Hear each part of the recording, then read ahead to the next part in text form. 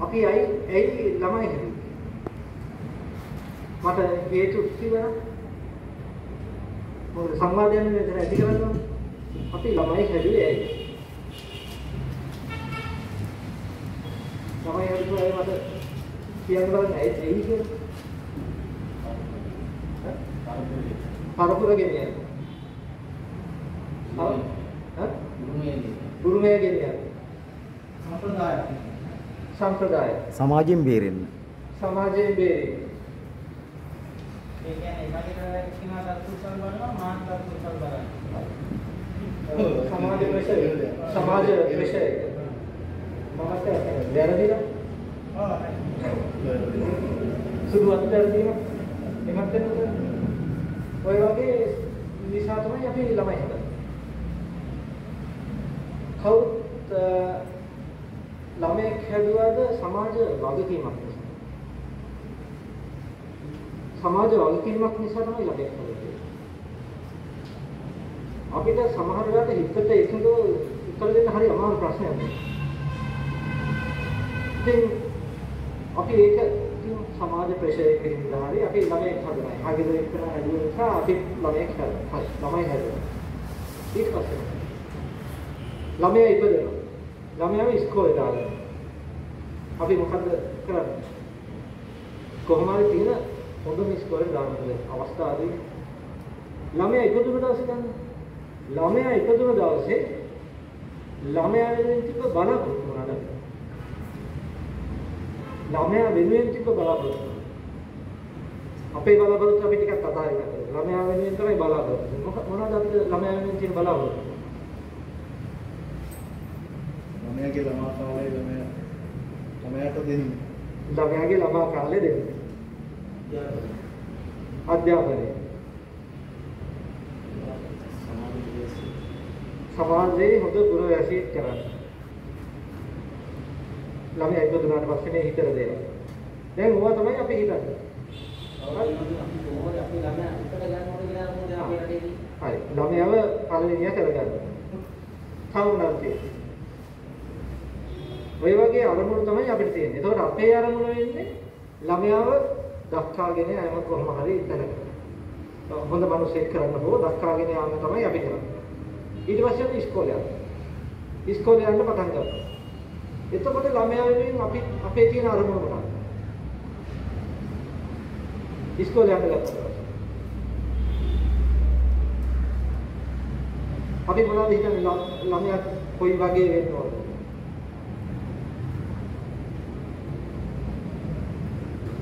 දැන් ගත්තොත් අපි ඔක්කොමලා ගත්තොත් විවිධ පරාතිරම් වල විවිධ රක්ෂා කරන කට්ටිය. අපි ඔක්කොම එක ඉස්කෝල වල නෙවෙයි ගියේ. මේ නිදහස් අධ්‍යාපනයේ නෙවෙයිද ගත්තේ අපි ඔක්කොම. අපි ඔක්කොමලා ගත්තේ නිදහස් අධ්‍යාපනය. හැබැයි අපි ඔක්කොම සමාජයේ යම් දෙයක් කරනවා. බැරි වෙලාවත් ඔය එක්කෙනෙක් හරි ඒ දේ නොකරන මේ සමාජය පවතින්නේ නැහැ. අපි දුන්න නර්ස්ලා අයින් කරන්නේ සමාජයේ. මේ සමාජයේ පවතින්නේ නැහැ. කුණු පැත්තේ වැඩ කරන කට්ටිය ඔක්කොම අයින් කරා මේ සමාජයේ. මේ සමාජයේ පවතින්නේ නැහැ. හැමෝගෙම රස්සාව හැමෝම කරන දේ ඉතාම වැදගත් රස්සාව. නමුත් අපි හදලා තියෙන ඔළුව වලට දාලා ඔයා වෙන්න ඕන ඉංජිනේරුවෙක්, ඔයා වෙන්න ඕන දොස්තර කෙනෙක්, ඔයා වෙන්න ඕන මෙහෙම කෙනෙක්, එහෙම නොවනම් මේකේ ඔයාට ජීවත් වෙන්න හම්බෙන්නේ නැහැ කියලා අපි ළමයාව දක්වනවා. ඒකේ අන්තිම තරඟෙ මොකක්ද? වෙන්නේ මොකක්ද? තරඟකාරී අධ්‍යාපනය. මේ රට පිරිහෙන්න පළවෙනි හේතුව තමයි මේ තරඟකාරී අධ්‍යාපනය. අපි ඔක්කොම ඒකේ වහල්. ඒ තරඟකාරී අධ්‍යාපනයේ වහල්. මම වැඩ කරන්නේ විදිහට මම කැම්පස් එකේ තමයි වැඩ කරන්නේ යුනිවර්සිටි එකේ. යුනිවර්සිටි එකට එන්නේ ඉස්කෝලේ ගිය කට්ටියගේ 100%යි. 100% යුනිවර්සිටි වලට රාජ්‍ය විශ්වවිද්‍යාලයට සම්බන්ධ වෙනවා. ඒ තරගයෙන් දිනපුවයි.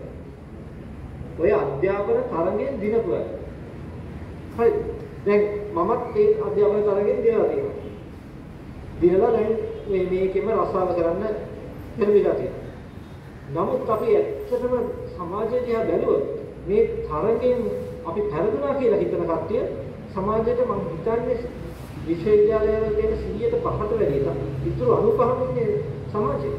ඒ 95 ඊට වැඩිය විශාල කාර්යභාරයක්. ඒ විශාල කාර්යභාරයත් එක්කම ඒ 95%න් කියන්නේ විශ්වවිද්‍යාල අධ්‍යාපනයේ සිසුවෙකුට දෙන්න වියදම් කරන සල්ලි 95%ක්ම දෙන්නේ මිනිස්සු. ඉතින් මේක තමයි සමාජය. මේ තරඟය නිසා මේ 100%ක් හදන්න යන තරඟය නිසා මුළු සමාජයක් වන්දි වෙනවා. මේ වන්දි කියන්නේ ඒක ඔය 100%. අර ඉස්සෙල්ලා ඔය වියත් මග එහෙම කිව්වා වියත් මග විතර නෙවෙයි හැම මගවලම හැදිලා තියෙන්නේ කඩේ යන. වෘත්තිකයෝ කඩේ ගිය දවසට කවුද නායකත්වය දෙන්නේ සමාජයට?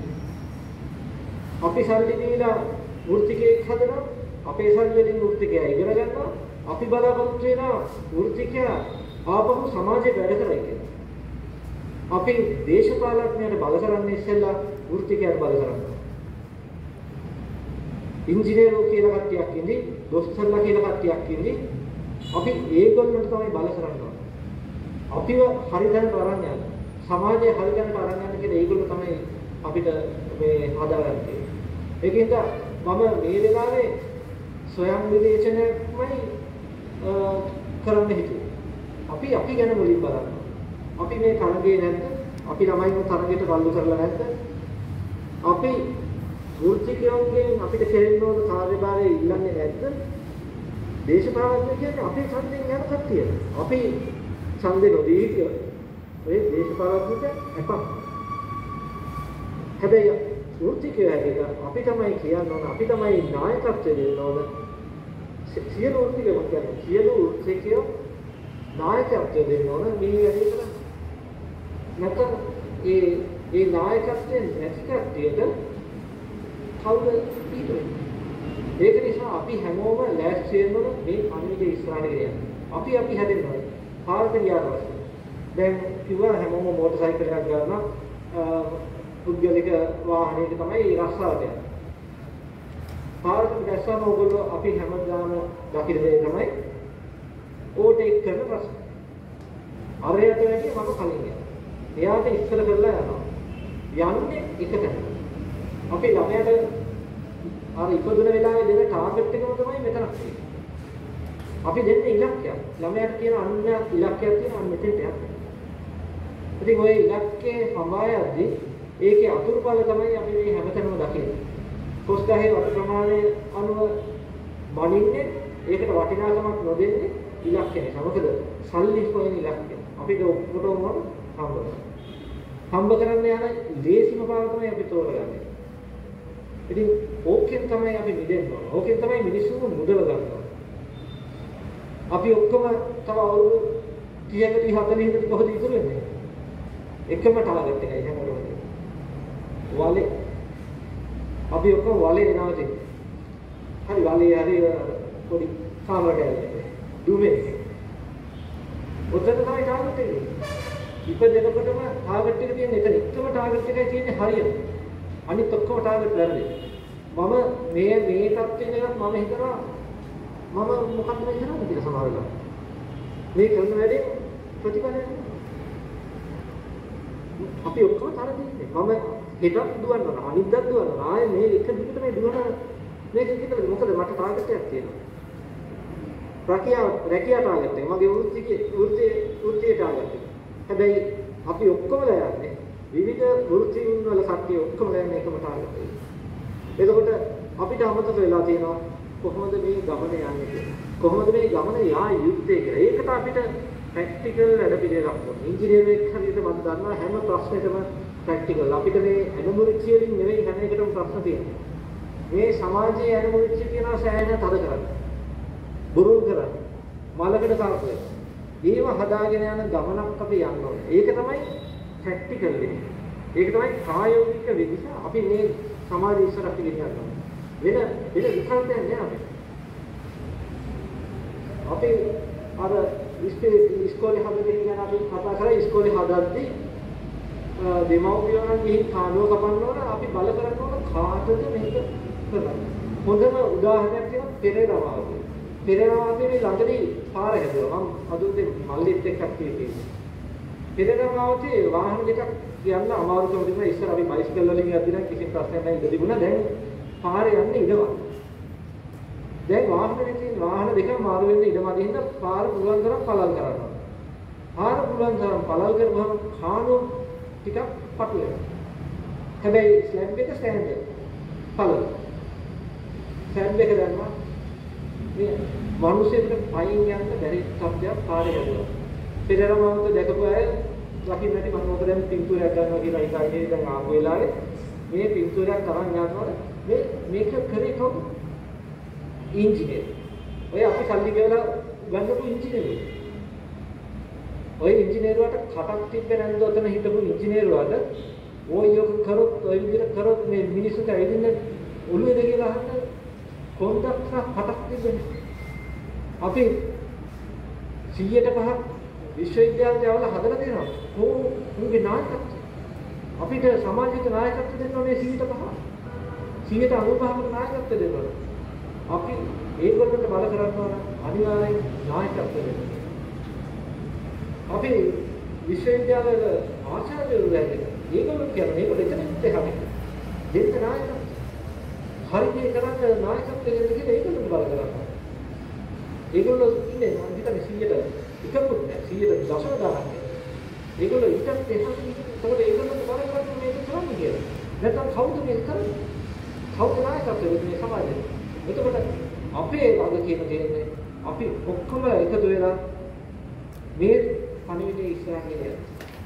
දේශපාලඥයන්ට බලපෑම කරන්න ඉස්සෙල්ලා අපිට බලපෑම කරනවා. තනියෙන්. මේ දේශපාලඥයන්ගේ අපේ පිටින්. හිතමාව යවන්න ඕන නම් පාර්ලිමේන්තුවට ඒක කියන්නේ මම තනියම නෙවෙයි මට ඉදිරියට යන්න බෑනේ ඔතේ. මිනිස්සුන්ගේ ඡන්දය. ඔබතුමා හිත පාර්ලිමේන්තුවට යනවා නම් යන්නේ අනිත් මිනිස්සුන්ගේ ඡන්දය.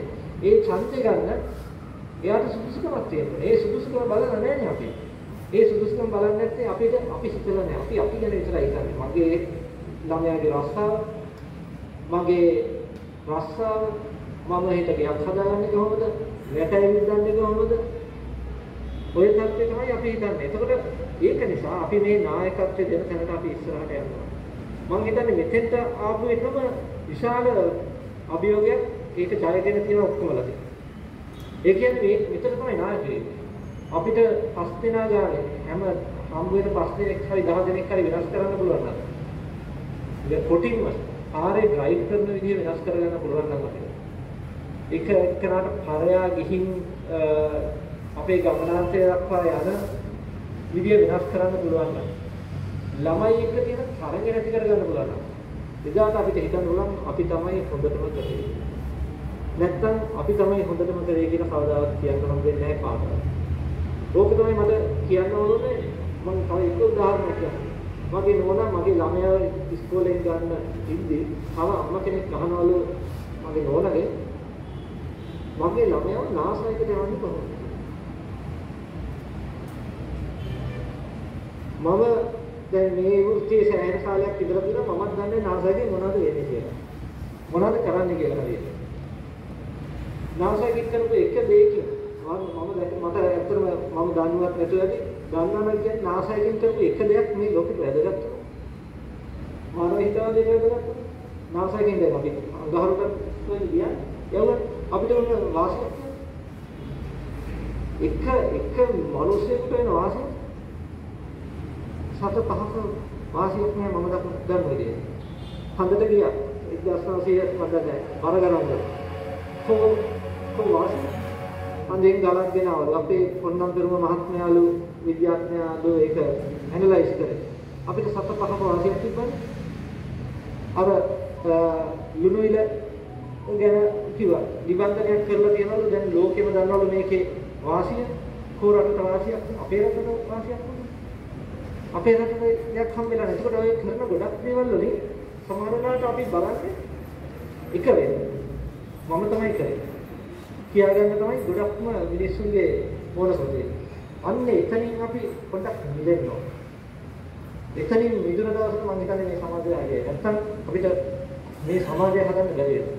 අපි සාමූහිකව හිතන සමාජයක් හදන්න ඔය ප්‍රැක්ටිකල් ස්ටෙප්ස් ටික ඔය ක්‍රියාකාරකම් ටික අපිම කරන්න වෙනවා. ඒක කරලා ආදර්ශමත්ව අපේ ළමයි මුලින්ම හදා ගන්න ඕන. අපේ යාළුවන්ගේ ළමයින්ව දැනුවත් කරන්න ඕන. අපේ යාළුවන්ව දැනුවත් කරන්න ඕන. මේක ප්‍රවාහයක් කරන්න වෙන්නේ එකම විදිහට තමයි. නැත්නම් මේ දේශනවලින් මම හිත ගිහින් අපි කට්ටිය ගිහින් තව කොහේ දේශනයක් කරොත් මෙතනින් ඉන්න භාගයක් විතරයි. හරි. ඉතින් ඔය කට්ටිය තමයි ඔය වැඩේ කරන්නේ. අපි මේක පුළුවන් තරම් එළියට යවන්න ඕන. මම පුද්ගලිකව ලක්වල් පුද්ගලිකව පුළුවන් තරම් අපේ යුනිවර්සිටි වල මේක මේ වෙනස පරිවර්තනය කරන්න හදන හැබැයි එතෙන් තේන ළමයි. මංගල කියපු තරගේ ආපු ළමයි ඒගොල්ලෝ ඉන්නේ වෙනම ලෝකෙක. ඒගොල්ලෝම මේ ඉන්න අතු කඩලා පල්ලෙහාට ගන්න බොහොම අමාරු තත්ත්වයක් තියෙනවා. ඒගොල්ලෝ ටාගට් ඔරියන්ටඩ්. ඒගොල්ලන්ගේ පොඩි කාලේ ඉඳලම දාලා තින්නේ අරු නෙමෙයි උඹ තමයි යන්න ඕන. ඔබගේ යාළුවා වුණාට එකක් කමක් නැහැ. එයාව තියලා ඔයා යන්න. ඒක තමයි සුපර් ස්ටාර්ලා හැදෙන්නේ. ඒක තමයි රමණීය ස්ටාර්ලා හැදෙන්නේ. ඒක තමයි ඔය කවිතා කියලා තරඟ හැම එකම තරඟයි. මෙතන SM තරඟවලට වෙන කෙනෙක් ඔය එක්කෙනෙක්ට දිනවන්න SMS ගහන්න තරම් මේ පක්ෂේ ඉන්න තියෙනවා. පරිකල්පන හැකියාවක් නෑ අපි අර කියපු දෙයක්. ගෙඩි පිටින් කියන්න ඕන එක කිව්වේ නැත්නම් තේරෙන්නේ නෑ. හරි ඉස්සර අපි මේ ෆිල්ම් බලද්දී ජෝඩුවක් යාළු වෙලා ඊට පස්සේ මල් ගහ වටේ නටන. අපි දන්නවා මල් ගහ වටේ නටන්නේ ඇයිද? අපි ඒක හිතනවා. මල් ගහ වටේ නටනවා කියන සරලව නැත්නම් ඉන්දියාවට අපිට හිතන්න පුළුවන්.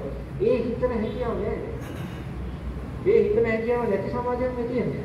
ඒක හිතා ඒ හිතවන සමාජයක් හදන අපි මේ හැදෙන සමාජයක් හදන තරමට අපි මේක කල්ලු කරගන්න ඕනේ. දේශපාලනයට කරලා ඒක අපි කරමු කොහොම හරි එකතු වෙලා ඕන දෙයකට මම සම්බන්ධ වෙලා ඒ වගේ මේ මිනිස්සුන්ව දැනුවත් කරන්න. හැබැයි ඒක හදගෙන අපි කරන්නේ තු මේ වැඩේ ඉස්සරහට ගෙනියන්න බෑ කොහොමද? මගේ YouTube channel එක එතුමන් පැවසුවා ප්‍රායෝගික